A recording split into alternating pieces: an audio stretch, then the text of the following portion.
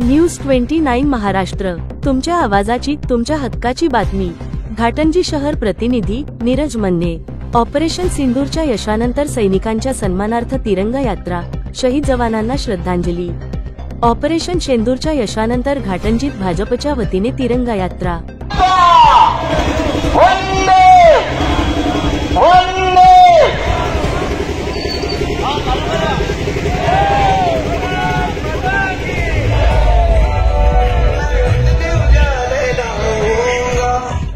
आमदार राजू तोडसाम माजी सैनिकांसोबत भेटले व जयस्तंभाचा व माजी सैनिकांकडून सन्मान व सलामी।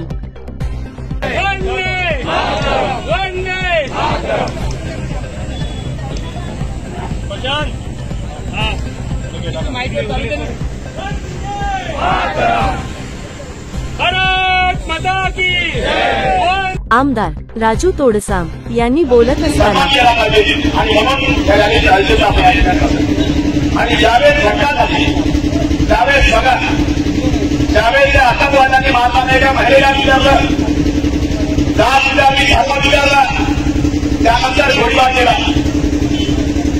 त्याहीपेक्षा जे दृश्य आपण दाखवू शकत नाही टीव्हीमध्ये, त्याहीपेक्षा भयानक दृश्य त्या ठिकाणी घडलं गेलं। तर हे सैनिक बघतो आपण, त्या सैनिकांना जसे हे सैनिक आहेत त्या ठिकाणचे सैनिक त्यावेळेस सण असताना त्यांना काय वाटलं असेल त्याचा विचार आपण करू शकत नाही। आपण सुरक्षित शेवट कोणाच्या भरच्यावर असेल, या सैनिकांच्या भरच्यावर आहोत। आणि ज्यावेळेस हे सैनिक या ठिकाणी असतात, अनेक सैनिक ज्यावेळेस सुट्टीवर आले होते त्यावेळेस ही घटना क्लिअर झाली की तुम्हाला या दिवशी अशा प्रकारची घटना कळाली आहे। त्यावेळेस अनेक सैनिक आपला घर सोडून बॉर्डरवर गेले, सीमेवर गेले। त्यांना एक व्हिडिओ मी बघितला, नुकताच लग्न झालं होतं, लग्न होऊन केवळ 3 दिवस झाले होते। एक रेल्वेमध्ये चढत असताना एक आर्मीचा एक सैनिकाचा व्हिडिओ दाखवला, आपल्या सर्वांनी बघितला होता। त्या महिलेने सुद्धा म्हटलं की माझ्या नवऱ्याला माझ्या एका देशाची गरज आहे, हा अभिमान केवळ माझ्या महिला भगिनीला आहे। आणि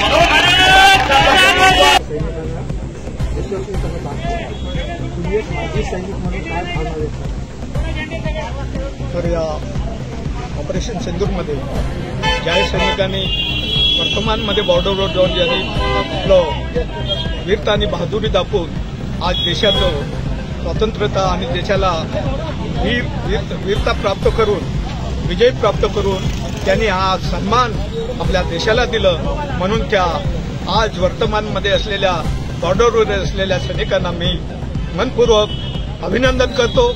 आणि अशाच प्रकारे त्यांनी आपलं जीवन वीरता आणि बहादुरीने जगावं आणि देशाला एक चांगला संदेश द्यावा की देशातील लोक वाटलं पाहिजे की माझ्या भारताची सेना इतकी कठोर आणि मजबूत आहे, असं त्यांनी संदेश वारंवार देत आले आणि देत राहावं अशी माझी मनापासून त्यांना इच्छा। जय हिंद, जय हिंद।